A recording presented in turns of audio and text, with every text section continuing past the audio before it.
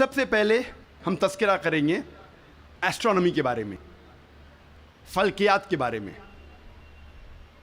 35 سے 40 سال پہلے کچھ سائنسداں نے تحقیق کی ایک موضوع پہ، تخلیق کائنات، مطلب کریشن آف دی یونیورس، اور ان سائنسداں نے کہا کہ ہماری کائنات سب سے پہلے ایک پرائمری نیبیولا تھا، بنیادی گولا، ابتدائی گولا۔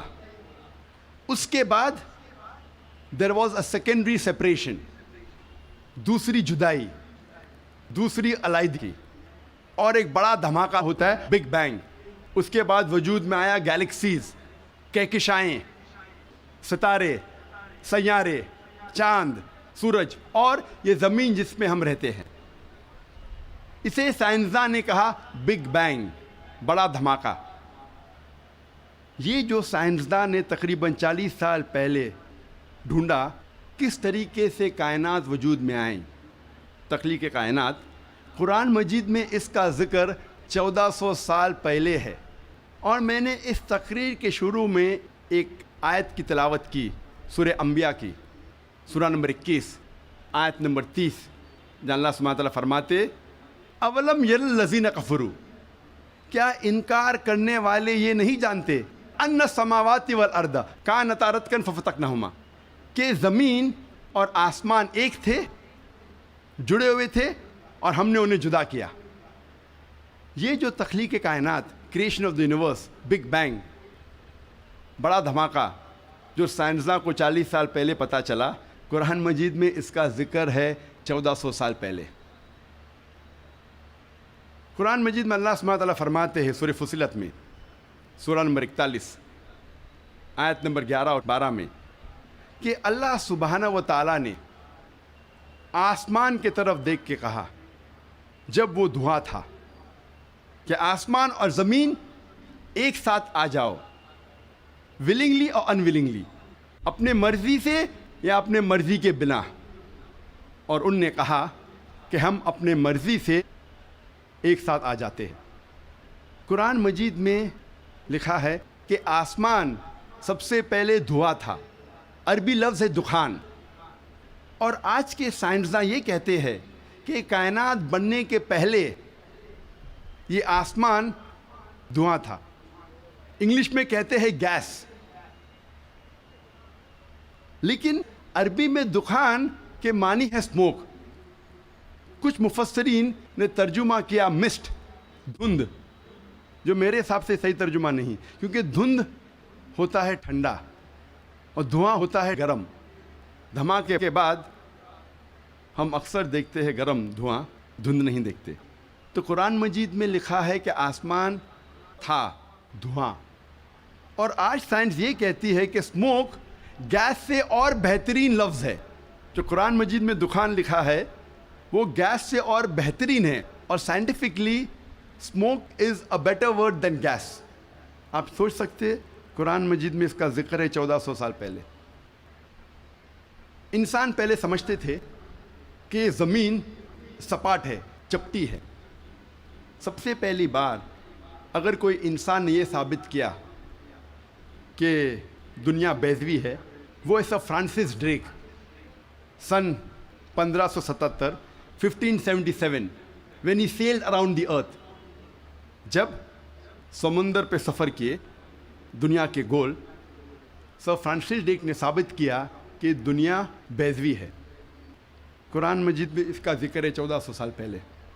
قرآن میں اللہ تعالیٰ فرماتے ہیں سورہ لقمان میں، سورہ نمبر 31 آیت نمبر 29 میں، الم تری ان اللہ یولج اللیل فی النہار ویولج النہار فی اللیل، اللہ سبحانہ و تعالیٰ نے رات کو دھیرے دھیرے، آہستہ آہستہ دن میں تبدیل کیا، اور دن کو دھیرے دھیرے، آہستہ آہستہ رات میں تبدیل کیا۔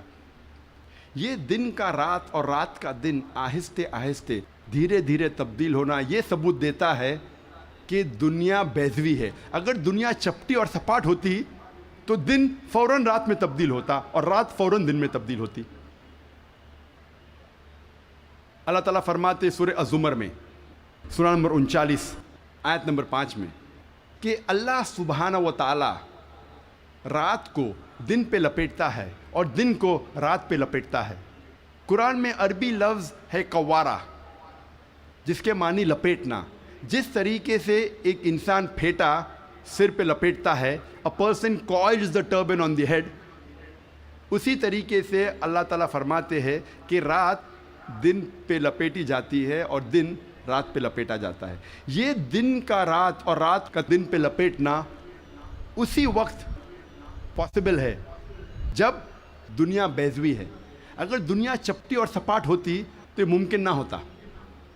قرآن مجید میں اللہ تعالیٰ فرماتے ہیں سورہ نازیات میں، سورہ نمبر 79 چیپٹر 79 آیت نمبر 30 میں، وَالْأَرْضَ بَعْدَ ذَلِكَ دَحَاهَا، اور اس کے بعد اللہ سبحانہ و تعالیٰ نے زمین کو پھیلایا بچھونا جیسے۔ دہا کہ ایک معنی ہے پھیلانا، اور دہا کی دوسری معنی آتا ہے عربی لفظ دھویا سے، جس کے معنی ہے بیضہ، جس کے معنی ہے انڈا۔ اور ہم جانتے ہیں کہ دنیا گول ہے، بیضوی ہے، اور ہم یہ بھی جانتے ہیں آج کہ دنیا پوری طریقے سے گول نہیں ہے، وہ اوپر اور نیچے سے from the poles it is flattened, اوپر اور نیچے سے چپٹی ہے، جسے ہم کہتے ہیں انگریزی میں جیو اسفیئریکل ان شیپ، عرضی بیضوی۔ اور یہ لفظ جو دہا ہے وہ عام انڈے کے لیے نہیں ہے، عام بیضے کے لیے نہیں، خصوصاً شتر مرغ کے انڈے کے لیے، شتر مرغ کے بیضے کے لیے۔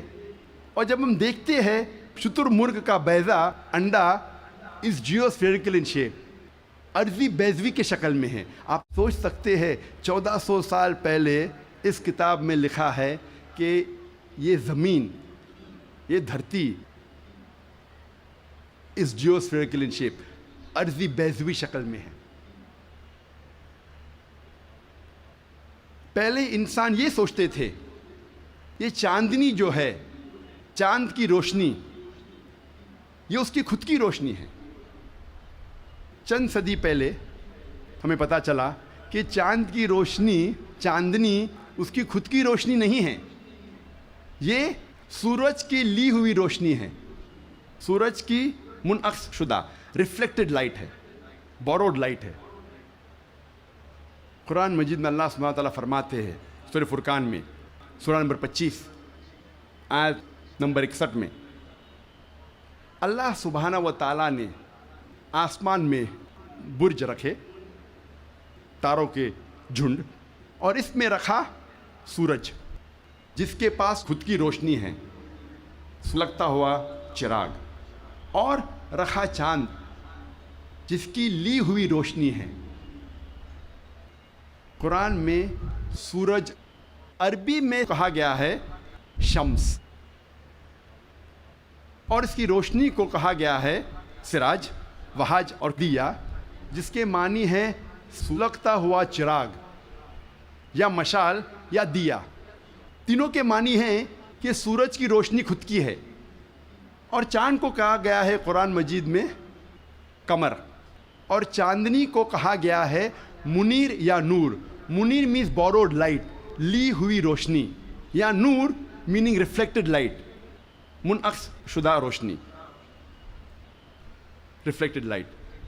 آپ سوچ سکتے قرآن مجید 1400 سال پہلے کہتا ہے کہ یہ چاندنی خود کی روشنی نہیں ہے، چاند کی لی ہوئی روشنی ہے۔ اور اس کا ذکر سورہ فرقان سورہ نمبر 25 آیت نمبر 61 کے علاوہ سورہ یونس میں سورہ نمبر 10 آیت نمبر 5 میں، اور سورہ نوح میں سورہ نمبر 71 آیت نمبر 15 اور 16 میں۔ پہلے سائنسداں یہ سمجھتے تھے کہ زمین کائنات کا مرکز ہے، اور باقی سیارے، چاند اور سورج زمین کے گول گھوم رہے ہیں، چکر لگا رہے ہیں۔ اسے کہتے تھے تھیوری آف جیو سینٹرزم، زمین کو مرکز سمجھنے کا نظریہ۔ اور یہ لوگ 2 صدی سے، ٹولمی کے وقت سے مانتے تھے، 16ویں صدی تک، جب تک کوپرنیکس نے کہا کہ زمین کے گول چاند اور سیارے نہیں چکر لگا رہے ہیں، لیکن سورج کے گول زمین، چاند اور باقی سیارے چکر لگا رہے ہیں، گھوم رہے ہیں۔ اسے کہتے تھے ہیلیو سینٹرک تھیوری، مطلب سورج کا مرکز ہونے کا نظریہ۔ اور سن 1609 میں ایک جرمن سائنٹسٹ جس کا نام تھا یوہنس کیپلر، اس نے لکھا اپنی کتاب میں ایسٹرونوما نووا کہ صرف سیارے اور چاند سورج کے گول گھوم نہیں رہے ہیں، لیکن زمین، چاند اور سیارے، پلانٹس، سورج کے گول گھومنے کے علاوہ اپنے محور پہ گردش کر رہے ہیں۔ They are rotating about their own axis۔ اور جب میں اسکول میں تھا، میں سن 1981 میں 10ویں میں تھا، جغرافی میں نے پڑھا تھا کہ زمین، چاند اور سیارے، پلانٹس، وہ چکر لگا رہے ہیں، they are revolving and rotating, اور اپنے محور پہ گردش کر رہے ہیں، لیکن سورج اپنے محور پہ گردش نہیں کر رہا ہے۔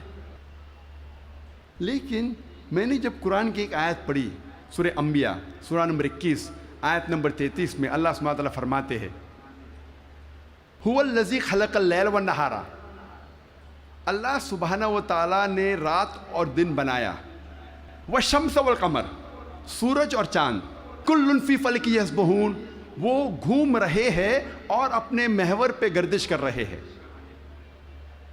قرآن کا لفظ یہاں ہے یسبحون۔ قرآن یہ کہتا ہے کہ sun and the moon are revolving, چکر لگا رہے ہیں، گھوم رہے۔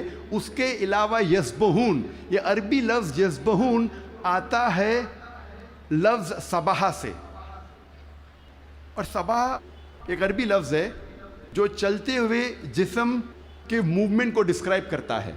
مثال کے طور پہ اگر میں کہوں گا کہ کوئی انسان پانی میں سباہ کر رہا ہے، اس کے یہ معنی نہیں کہ وہ پانی کے اوپر فلوٹ کر رہا ہے، اس کے معنی ہے کہ وہ پانی میں تیر رہا ہے۔ اگر میں کہوں گا کوئی سباہ کر رہا ہے زمین پہ، اس کا مطلب نہیں کہ وہ آدمی زمین پہ رول کر رہا ہے، اس کا مطلب ہے کہ وہ انسان زمین پہ چل رہا ہے یا دوڑ رہا ہے۔ اسی طریقے سے جب اللہ سبحانہ تعالیٰ یہ لفظ کا استعمال کرتے ہیں کوئی فلکی جسم کے لیے، فار اے سیلیسٹل باڈی، اس کے معنی نہیں کہ وہ فلائی ہو رہا ہے یا فلوٹ ہو رہا ہے، اس کے معنی ہے it is rotating about its own axis, وہ اپنے محور پہ گردش کر رہا ہے۔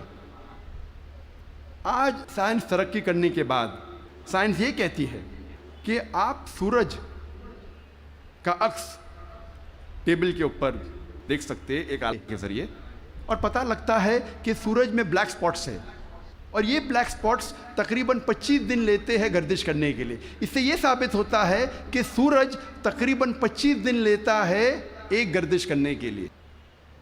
تو آج سائنس یہ تسلیم کرتی ہے کہ سورج بھی اپنے محور پہ گردش کر رہا ہے۔ جو میں نے اسکول میں تقریباً 28 سال پہلے پڑھا تھا کہ سورج واز اسٹیشنری، سورج گردش نہیں کر رہا ہے، تو 28 سال پہلے میں نے اسکول میں پڑھا، آج سائنس اسے تسلیم کرتی ہے، اور قرآن مجید میں اس کا ذکر ہے 1400 سال پہلے، اور آج اکثر اسکول کے سائنس کی کتاب میں اس کو انکارپوریٹ کیا جا چکا ہے۔ یہ نئی چیز داخل ہو چکی ہے سائنس کی کتابوں میں کہ سورج اپنے محور پہ گردش کر رہا ہے۔ اللہ تعالیٰ فرماتے ہیں سورہ یاسین میں، سورہ نمبر 36 آیت نمبر 40 میں کہ سورج چاند کو نہیں پکڑ سکتا اور دن کو رات نہیں پکڑ سکتی۔ The sun cannot outstrip the moon, neither can night catch up with the day. کل فی فلک یسبحون، یہ اپنے محور پہ گردش کر رہے۔ اس کے معنی کہ چاند اور سورج کے جو ایکسس ہے، جو ریولیوشن کا ہے، وہ ڈیفرنٹ ہے، وہ علیحدہ ہے، اسی لیے وہ آپس میں کبھی نہیں ملیں گے۔ آج سائنس یہ کہتی ہے کہ جو سورج کی روشنی ہم دیکھتے ہیں، it is due to a chemical reaction, یہ ایک کیمیکل ریئیکشن کے وجہ سے ہے جو کروڑوں سالوں سے چل رہا ہے، اور ایک دن یہ کیمیکل ریئیکشن بند ہو جائے گا اور سورج ختم ہو جائے گا۔ لیکن سائنسداں کہتے ہیں کہ اس کو اور करोड़ों साल लगेंगी और करोड़ों साल के बाद ये केमिकल रिएक्शन बंद होगा। यानी साइंस ये कहती है कि एक वक्त आएगा जब सूरज नष्ट हो जाएगा, ख़त्म हो जाएगा। कुरान में अल्लाह ताला फरमाते हैं सूरह यासीन में, सूरह नंबर 36 आयत नंबर 38 में, वशम्सु तजरी लिमुस्तक़र्रिन लहा, कि सूरज जा रहा है अपने मुस्तकर की तरफ, सूरज जा रहा है अपने डेस्टिनेशन पे। सूरज एक मुकर्रर वक्त के लिए है। मुस्तकर के मानी मुकर्रर वक्त और मुकर्रर जगह, इसके दो मानी होते हैं। मुस्तकर के मानी कि सूरज एक मुकर्रर वक्त के लिए है और मुकर्रर जगह की तरफ जा रहा है। ये साइंस आज तस्लीम करती है कि सूरज एक मुकर्रर वक्त के लिए है, और साइंस ये भी मानती है कि सूरज कायनात के एक नुक्ते की तरफ जा रहा है जिसका नाम है solar apex. In the हरक्यूलियंस alpha Lyra 12 मील पर सेकेंड की रफ्तार पे, कुरान में लिखा है मुस्तकर, मुकर्रर जगह की तरफ। साइंस कहती है दोनों मानी मुस्तकर के, मुकर्रर जगह और मुकर्रर वक्त दोनों अल्हम्दुलिल्लाह सही है। और इसका जिक्र सूरह यासीन सूरह नंबर 36 आयत नंबर 38 के अलावा सूरह रौद में भी है, सूरह नंबर 13 आयत नंबर 2, सूरह फातिर सूरह नंबर 35 आयत नंबर 13, सूरह लुकमान सूरह नंबर 31 आयत नंबर 29 और सूरह अज़्ज़ुमर सूरह नंबर 39 आयत नंबर 5 में। सब जगह कहा गया है कि सूरज एक मुकर्रर वक्त के लिए है, एक मुकर्रर जगह की तरफ जा रहा है। आज साइंस ये कहती है जो आसमान हमारे ज़मीन के ऊपर है, जिसे हम कहते हैं एटमॉस्फेयर, वो एक महफूज छत की तरह है। और साइंसदान ये कहते हैं कि खतरनाक raise like ultraviolet rays, x raise, ये छत, ये एटमॉस्फेयर इन खतरनाक रेस को ज़मीन पे आने से रोकता है, वरना ज़मीन पे जानदार चीज़ मर जाएंगी, मिट जाएंगी। कुरान में इसका जिक्र है सूरह अंबिया में सूरह नंबर 21 आयत नंबर 32 में कि अल्लाह सुब्हाना व तआला ने आसमान को एक महफूज छत बनाया, a protected ceiling, a canopy well guarded. आप सोच सकते हैं कुरान में इसका जिक्र 1400 साल पहले है, जो साइंसदान ने हाल ही में 50 साल पहले, 100 साल पहले, 150 साल पहले कहा कि ये atmosphere is a protected ceiling. जब मैं स्कूल में था तकरीबन 28 साल पहले, मैंने साइंस में सीखा था there are 3 types of matter, solid, liquid and gas. 3 किस्म के मादा थे, सॉलिड, लिक्विड एंड गैस। आज साइंस ये कहती है कि 3 मादा, 3 स्टेट्स ऑफ मैटर के अलावा और भी है। हम पहले ये समझते थे कि ऑर्गेनाइज एस्ट्रोनॉमिकल सिस्टम्स के बाहर, ऑर्गेनाइज फल्कियात के बाहर खड़ा था, वैक्यूम था। आज साइंस कहती है क्या इंटरस्टेलर स्पेस, सैयारे के बीच मादे के पुल है, ब्रिजेस ऑफ मैटर है, जिसे आज हम कहते हैं प्लाज्मा, जिसे साइंसदान कहते हैं 4th स्टेट ऑफ मैटर, 4थी किस्म मादे की आज साइंसदान कहते हैं प्लाज्मा है। कुरान में इसका जिक्र 1400 साल पहले है, सूरह फुरकान में सूरह नंबर 25 आयत नंबर 59 में, 59 में, कि अल्लाह सुब्हाना व तआला ने ज़मीन और आसमान को बनाया और इसके बीच में सारी चीज़ें बनाई। मतलब ज़मीन और आसमान के बीच में वैक्यूम नहीं है। आज साइंस इसे कहती है मादे के पुल, ब्रिजेस ऑफ मैटर, कहती है प्लाज्मा है, 4th स्टेट ऑफ मैटर। और इसका जिक्र सूरह फुरकान सूरह नंबर 25 आयत नंबर 59 के अलावा सूरह हिजर में सूरह नंबर 15 आयत नंबर 85 में, सूरह सजदा सूरह नंबर 32 आयत नंबर 4 में, सूरह सफ़ात सूरह नंबर 37 37 आयत नंबर 5 और सूरह अहकाफ सूरह नंबर 46 46 आयत नंबर 3 में कई जगह लिखा है कि अल्लाह सुब्हाना व तआला ने ज़मीन और आसमान बनाए और इसके बीच में सारी चीज़ें। Talking about the 4th state of matter, plasma. एक मशहूर साइंटिस्ट जिसका नाम एडविन हबल है, उसने कहा था कि कायनात फैल रही है, द यूनिवर्स इज एक्सपैंडिंग, اور قرآن میں اللہ تعالیٰ فرماتے ہیں سورہ ذریات میں سورہ نمبر 51 آیت نمبر 47 آیت نمبر 47 میں کہ ہم نے یہ کائنات بنائی پھیلتی ہوئی. عربی لفظ مؤسیونا پھیلنا, اور آج سائنس اس کو تسلیم کرتی ہے کہ ہماری کائنات پھیل رہی ہے. our universe is expanding. کئی دشمن اسلام یہ کہیں گے, جو کرٹکس آف اسلام یہ کہیں گے کہ قرآن مجید میں فلکیات کا ذکر ہونا کوئی عجوبہ نہیں, نتھنگ گریٹ, کوئی بڑی بات نہیں ہے کہ قرآن مجید میں فلکیات کا ذکر ہے, کیونکہ عرب فلکیات میں ماہر تھے. میں اس بات کو مانتا ہوں کہ عرب فلکیات میں ماہر تھے, لیکن ان سے یہ کہنا چاہتا ہوں کہ قرآن مجید نازل ہونے کے بعد کچھ صدی بعد عرب فلکیات کے میدان میں ماہر بنے. تو قرآن مجید سے عرب نے فلکیات سیکھا, نہ کہ الٹا.